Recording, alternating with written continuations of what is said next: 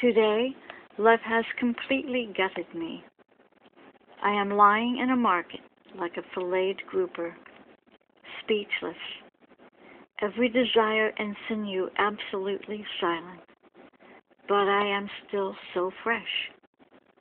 Everything is now the same to me.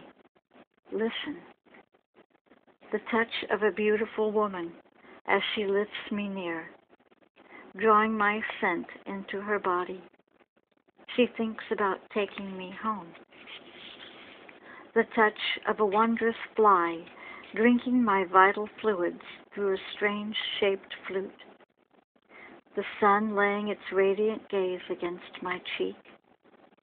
Human voices and the breeze from a passing horse's tail.